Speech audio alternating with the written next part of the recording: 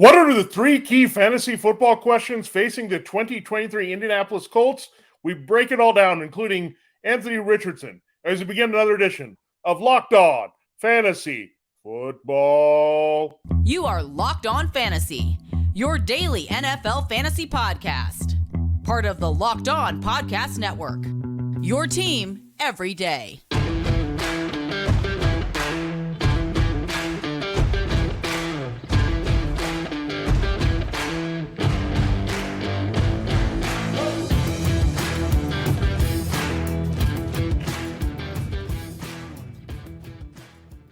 Greetings, everyone, and welcome to another edition of the Locked On Fantasy Football Podcast. As usual, I'm your host, Vinnie Iyer. When I'm not doing this, I'm writing about NFL and fantasy football for sportingnews.com.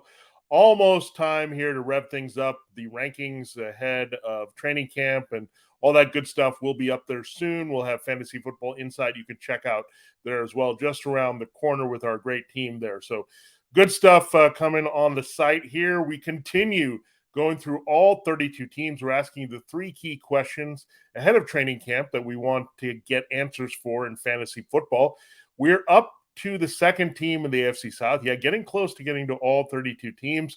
We're up to the Indianapolis Colts. We just talked about the Houston Texans yesterday. Every day, that means the Jacksonville Jaguars are on our deck. So a lot of compelling things that we want to look at with these teams. The Colts breaking in a rookie first-round pick at quarterback. We'll see Anthony Richardson, what his potential could be to put up the production we're looking for in fantasy football as a QB2 with some upside. So a lot of good stuff there. We'll look at Jonathan Taylor, and then we'll explore that wide receiver core. Not a lot of buzz surrounding Michael Pittman Jr. and the like. So those will be the topics we discuss on the Colts here. Thanks again for making Locked On Fantasy Football your first listen today. Subscribe and follow for free wherever you get your podcasts. We're part of Locked On Podcast Network, your team every day. All right, let's dive right into the Colts. We'll ask the key question. What is Anthony Richardson's status, and what can be his ceiling, and what should we expect from him as a fantasy QB in 2023? Well, the first things first, he's got to get the starting job officially over Gardner Minshew. Now, Minshew came over from the Eagles with their new offensive-minded head coach. Shane Steichen was the coordinator there with Jalen Hurts. Very aggressive ranking. Richardson, as we talked about a little bit with C.J. Stroud and the Texans, that he's the highest ranked of the rookie QBs here. He's at QB 18 according to the expert consensus on Fantasy Pros. That puts him right between two interesting players. Russell Wilson, who I think could rebound a little bit as a QB 17, and Matthew Stafford, whose arm is struggling a little bit. Cooper Kupp coming back from health. So this is pretty aggressive, right? Not knowing exactly if he's going to start, but this is where we're looking at that great cheat code in fantasy football, the running ability. And I think a lot of it is tied to Steichen and his work with Jalen Hurts. Now, we know what Jalen Hurts did last year. He was the QB1 in terms of average scoring, scored a lot of touchdowns, was a rushing machine on top of throwing downfield. That's the complete player that we know Anthony Richardson could become here. He's got that kind of arm strength, that kind of athleticism. Looking at Hurts last year, again, finished QB3 overall, missed some time late in the season. Minshew had to start there in Philadelphia, but he was a QB1 when you look at the average points per game. Now, Matt Ryan was the latest veteran plug-and-play quarterback. They went from Phillip Rivers to Carson Wentz to Ryan. Jacoby Brissett was the first of those after the surprise retirement of Andrew Luck. Matt Ryan was not very good. He finished as QB 26 overall. He was benched late and came back. They had Sam Ehlinger. They had Nick Foles make some starts here. Foles is gone here. He was, however, Ryan, average points per game, QB 23. So just finished inside the QB2s, the top 24 at the position. Now, let's look at what the numbers were overall for these quarterbacks. 3,854 yards, 17 TDs, 20 interceptions, only 165 yards rushing. We know that's going to go way up. 1 TD combined from that group of Ryan, Ehlinger, and Foles. Now, another thing that's going to change here is this team was a big passing team last year out of necessity. They weren't all that great. They were playing in a lot of trailing situations, but they were a 39% running team. Guess what the Eagles were? They were 49%. So down near the middle, you saw the Colts. The Eagles were one of the top rushing percentage team with a 49-51 split there. So we look at the numbers more so with Jalen Hurts. to his first season with Steichen. It was not his rookie year, but it was his full season starting there in 2021. Steichen was in Philadelphia for 2 years. We had good numbers there for Hurts. He finished in the top 10. A lot of it was his rushing, right? Just look at the rushing numbers alone in his first full season as starter, 7, 84, and 10. So that would have put him on the radar immediately. He only had 16 passing TDs, and that's an important number because, again, the Colts only had 17 last year, also only 31-44 in terms of passing yards in that kind of transitional breakout season, if you want to call it, for Hurts before the massive explosion last year. So 16-9, decent numbers there. So Steichen with Hurts is something that we loved, and that's why we're into the Steichen-Richardson combination. It really comes down to, are they going to bridge with Minshew early in the season? Minshew's capable. We've seen that. He had a good relief start for Hurts last year. We saw what he did with the Jaguars, so he's back in the AFC South. He's capable, and they might put him out there, but I think Richardson just has too much upside with the rushing. If he can start, watch out. I mean, you look at Bryce Young, he's probably the best situation to start. CJ Stroud also. Richardson has a little bit of battle in his hands, and then he's not as quite there looking at an uphill battle that Will Levis has in Tennessee. So when you're looking at all this, I think Anthony Richardson, this is a good aggressive ranking for him. I mean, in the top 20, when this is, even with the potential of not starting, he can finish that high with his overall scoring and definitely with his average scoring there. That might be in the lower end. But running quarterbacks, it doesn't matter how old or young they are. I know he's very green, doesn't have a lot of experience. That should mean extra running, maybe more so than downfield passing being forced there for Richardson. So you just like the skill set so much of Richardson, so dazzling with the ceiling. He's just a guy that you want to stash and see what happens here. So I think that's why you have that exciting hype meter working for Richardson now, just because he can bring a dynamic element that the Colts offense didn't have in a run heavier offense. That's going to be more rushing attack and help for Jonathan Taylor there.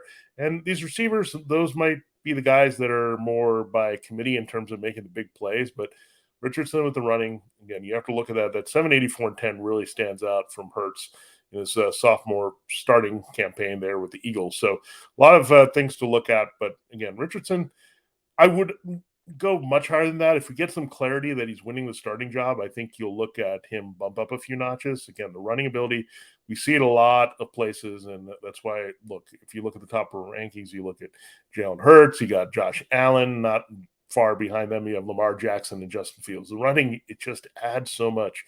It's easier to get those numbers. You can get a point for every 10 yards on the ground, and those touchdowns can really rack up. You don't have to worry about 4 point versus 6 points either. So I think you're going to have some opportunities to score. He's a big, strong dude. So this Colts offense should be a little bit more explosive with chances to score. And really what we saw with the Eagles also, they play well off having a quarterback who can run and score as well as a running back who can do the same. So the backfield, there's going to be a symbiotic relationship there with the production on the ground there from Richardson and Taylor. We will get to Jonathan Taylor as our second key question here on this episode of Locked On Fantasy Football. So good stuff with the Colts.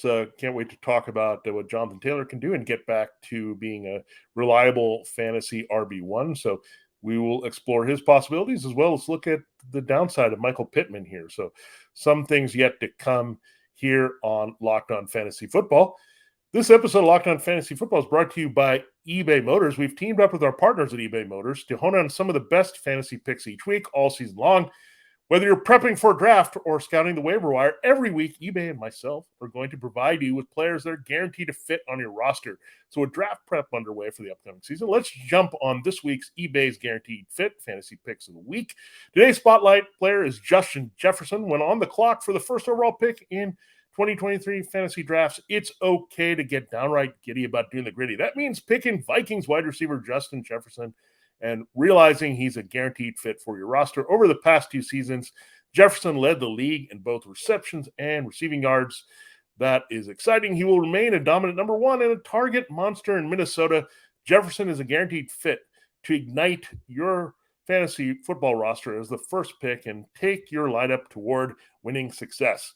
I know a thing or two about trying to win a fantasy championship, and eBay Motors knows a championship team is about each player being a perfect fit. Same with your vehicle. With eBay Guaranteed Fit and over 122 million parts and accessories for your vehicle right at your fingertips. You can make sure your ride stays running smoothly. Air filters, brakes, batteries, taillights, alternators, shocks, struts, you name it. eBay Motors has it. I love to do that as a do-it-yourselfer.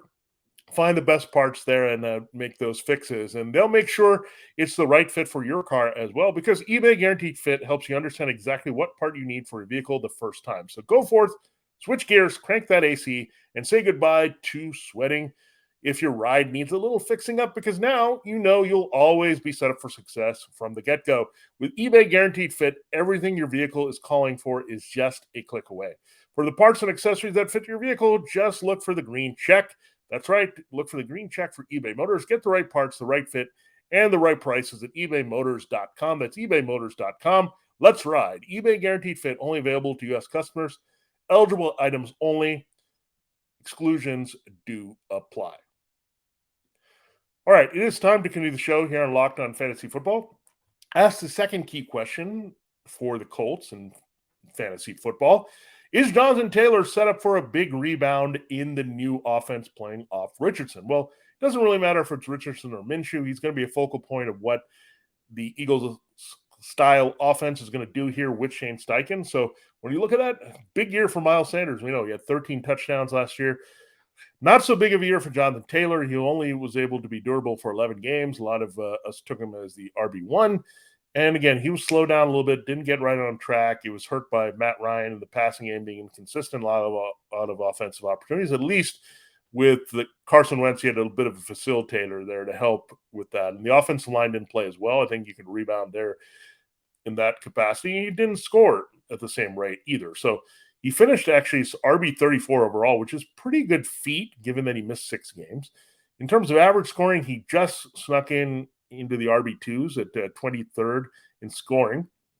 The years before, he was the number 1 running back overall, number 2 to Derrick Henry in 2021. In 2020, he was the number 6 overall running back and number 9 in terms of average scoring. So he's a top 10 running back, however you look at it. Colts, not a lot of work gone here in this backfield.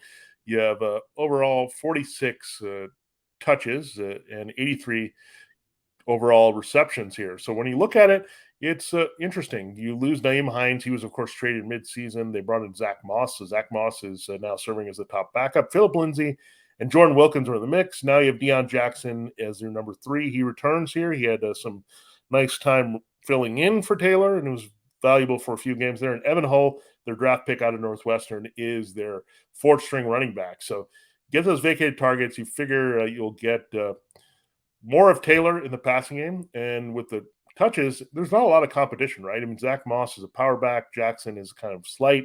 Evan Hull's a rookie who's still trying to make the team here. So that's what we're considering. Now, let's look at the numbers from those 11 games last year. 192 carries, 861 yards, and 4 TDs. Still averaged a healthy 4.5 yards per carry, so that's good news.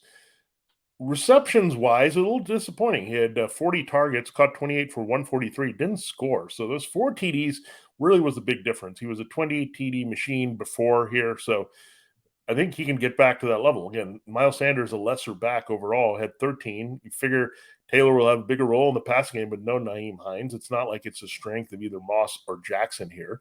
And it's going to power better here. You have a running quarterback. You have a dedicated, more so, offense looking to run the ball traditionally here. It's very interesting where Jonathan Taylor is ranked on the board. He's behind the top tier. The top tier right now is Christian McCaffrey, Austin Eckler, and Bijan Robinson has ascended to that group. And in between Saquon Barkley and Nick Chubb in half-point PPR, according to expert consensus, that's where you'll find Taylor. Now, there's an argument that Barkley should go behind him. There's an argument that Chubb should go ahead of him, being the dominant role. And there's also an argument for Taylor to boost all the way up to that RB3 and really even past Eckler there. I think the volume is going to be pretty high. Again, playing off a running quarterback is going to be key. His offensive line is going to rebound. Steichen knows Taylor's his guy.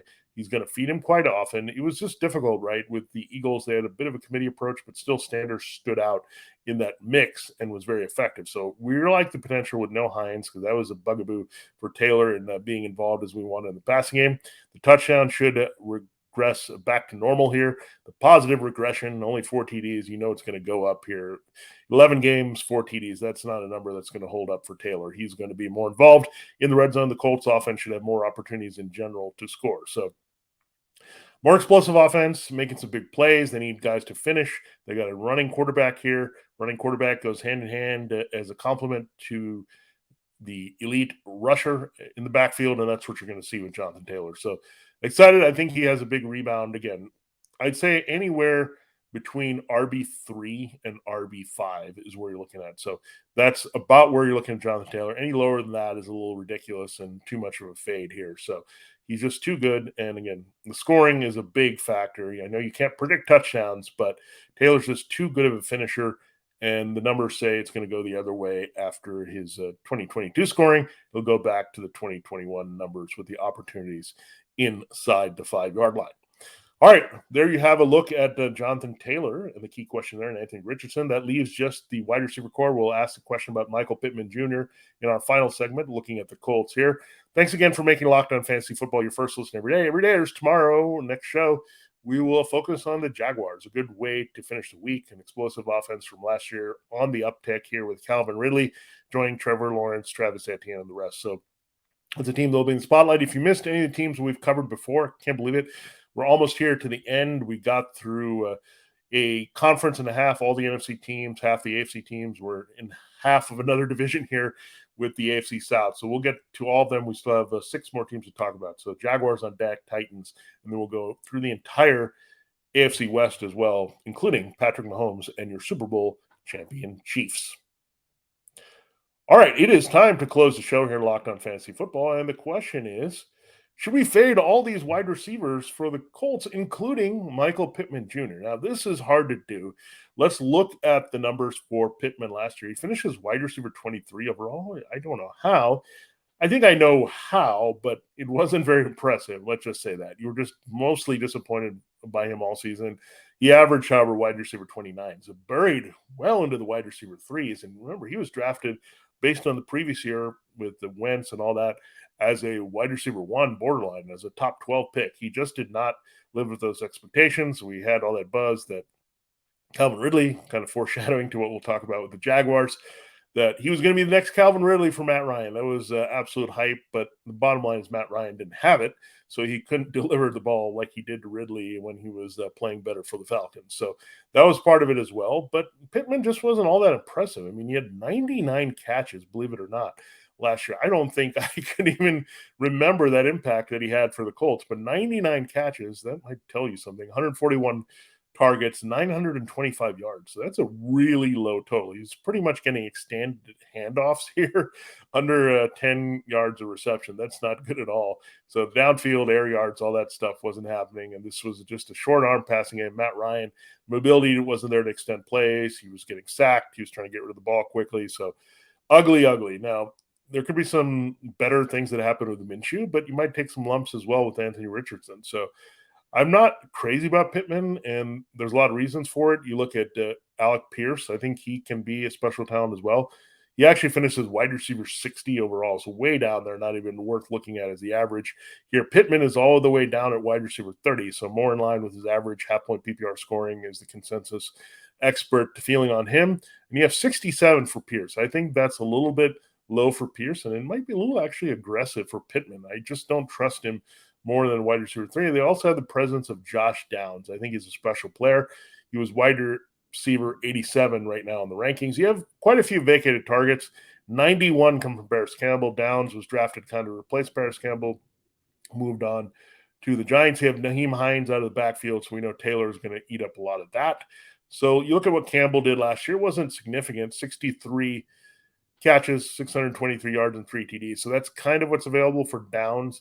Again, Pittman, I don't know how much more involved he can be. I mean, you have 141 targets, 99 there. You look at Alec Pierce. I think he could go up here with his big play upside, 41 catches on 78 targets for 593 and 2. So I think Downs will be more involved. Pierce will be more involved. Pittman, I think, will kind of taper off a little bit.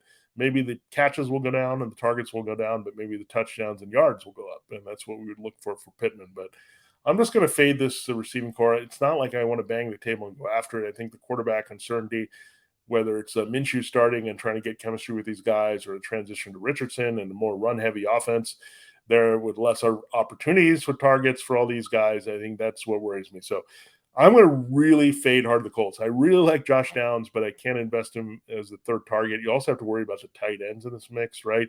There's quite a few tight ends you worry about. Jelani Woods could have key factor here. You have Mo Alley Cox. You got Kylan Granson. You have the draft pick Will Mallory. So, I think it's a little bit ugly here. You could see some 12 personnel as well, so you don't see as much of the 11 with Pittman, Pearson, Downs all on the field. So Shane Steichen is going to play to his strengths. His strengths are getting extra blocking, running the ball, setting up Richardson to throw downfield, play off the running game with Taylor to help Richardson run as well. So they're going to play with their strengths. It's going to be a transition offense here. You'll see some big plays, but they'll need the big arm of Richardson doing that. Pittman is not exactly also that big play guy, right? He's more of that big slot possession type guy. He needs to really get his touchdowns up, where I think Pierce can make some big plays here. We saw some flashes of that, especially on the outside with the speed. So again, if I'm going to say I'm going to go for anyone, I'm going to go for the value of Pierce before I bang the table and want to go after Pittman here in this Colts passing game with Richardson and Minshew as the quarterback options. So there you have it. There's a breakdown of the 3 key questions for the Indianapolis Colts in terms of fantasy football here. We're trying to get the best answers we can ahead of training camp. We will look at the Jaguars. And that's a more exciting team to talk about. A lot of the fantasy football assets, including now Calvin Ridley in the mix. So that'll be the next team in the spotlight here. Thanks again for making Locked On Fantasy Football your first listen. Now, make your second listen Locked On NFL. Great show looking at the offseason as well. For Locked On Fantasy Football, this has been Vinnie Iyer. You can subscribe and follow for free wherever you get your podcast, and we'll close the week looking at the Jaguars.